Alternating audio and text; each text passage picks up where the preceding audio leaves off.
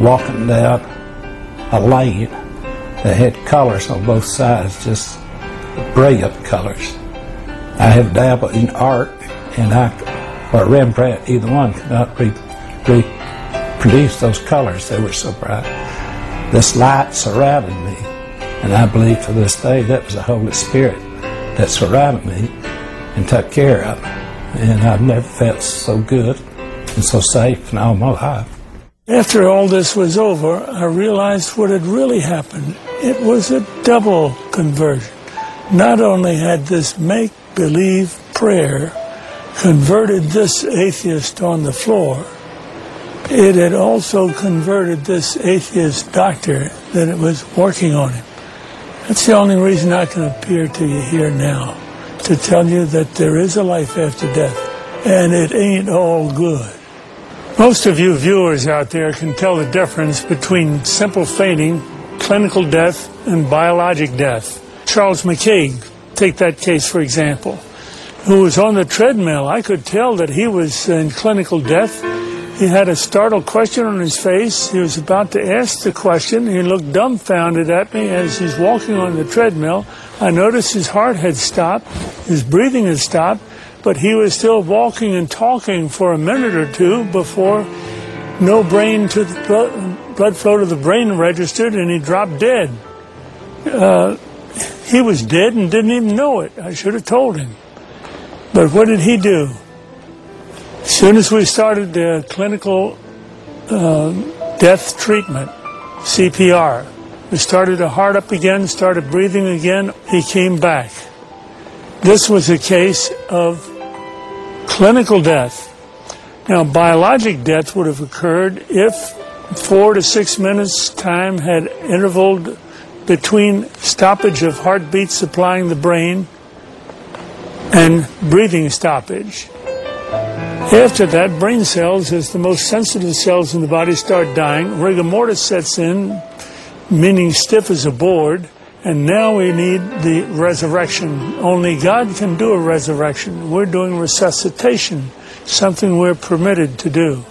And now we want to introduce to you Howard Storm, an art and literary professor who was in Paris with his class when he suddenly had a stomach rupture, an ulcer rupture, peritonitis, shock, sudden death, clinical death, resuscitation, hell experience. I was a 38-year-old college professor, and I taught art, and I had taken a group of students and my wife, and we had gone around Europe, and we had just done a 3-week tour, and this was the next to the last day, and we were in Paris. And at 11 o'clock in the morning, I had a perforation of my stomach. When this happened, the pain was the most acute pain I'd ever experienced in my life, and it just dropped me right down to the ground. And so I'm twisting and kicking and moaning and screaming and yelling around on the floor. And my wife called called the desk, and they called an emergency service. A doctor came, and he called an ambulance because he knew what was wrong, and they took me about 8 miles across town to the public hospital, to the General Hospital of Paris, where I was taken into emergency, examined by 2 more doctors who knew exactly what was wrong with me, and then they took me away to the surgery hospital, which was a couple blocks away. And I was parked there because there wasn't any surgeon available to do the surgery. And so there I lay for 8 to 10 hours in that hospital with no medication, no examination, no attention whatsoever, awaiting a surgeon to come to give me this operation that was critical. And it's now 8:30 at night. Nurse came in and said that they were very sorry they weren't able to get a doctor for me, and they'd get one the next day. Well, when she said that, I knew that it was over for me. I knew that I was dead. The only thing that was keeping me alive was I didn't want to die. I was scared to death of dying because, as far as I knew, I was a atheist, non-believer, person who lived for their the gratification they could get out of the moment, and you know, like dying to me was like the worst. I mean, next to the pain, dying was the worst thing that could happen to you, because it's the end of life and there was no more, there wasn't anything else. But when she said that, the idea of trying to exist for another minute, another hour in this pain, it wasn't worth it anymore. I'd been hanging on in the hopes that they told me that they'd get a doctor and do the surgery and open me up and fix the problem inside of me, but when they said they couldn't get one. So I said to my wife, it's time for us to say goodbye, because I'm going to die now.